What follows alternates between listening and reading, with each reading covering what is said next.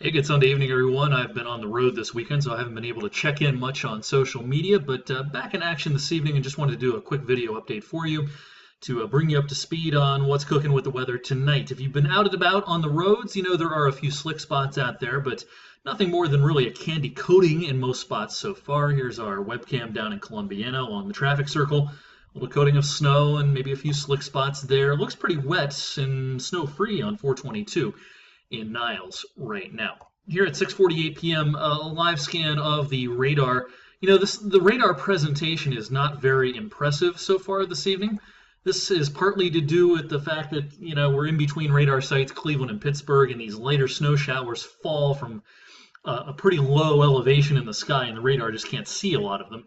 But there is light snow out there this evening. What we're going to keep an eye on, though, is what's going on up over Lake Erie.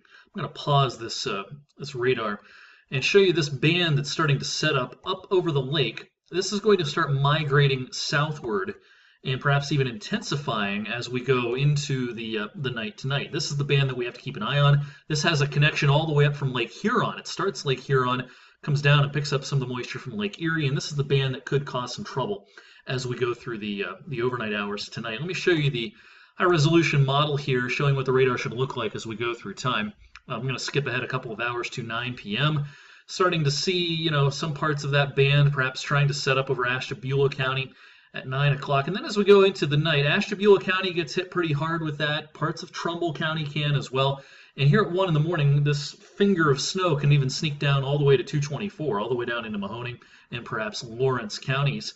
Notice this is going to keep shifting off to the west as we go deeper into the night. So I think by 4 or 5 o'clock in the morning, the main band is probably out of our viewing area. And as you get up tomorrow morning, as a lot of us head back to work and school after the holidays, I suspect the best chance for a steady period of lake effect snow will actually be over towards Akron and Canton and Mansfield and Cleveland.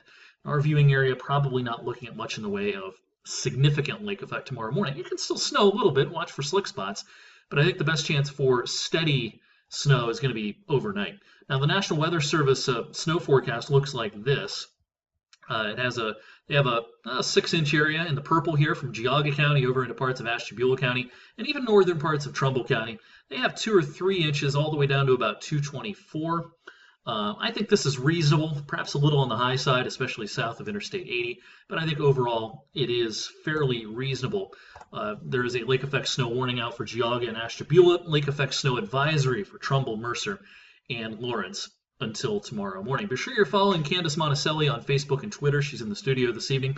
We'll keep you up to date. Just as a reminder and kind of a heads up if you're a new follower, we don't make school closing or delayed decisions whatsoever. We don't have any insight into that whatsoever. So I would ask you to try to refrain from asking us, oh, are we gonna have school tomorrow? Is there gonna be a 2-hour delay? We don't know.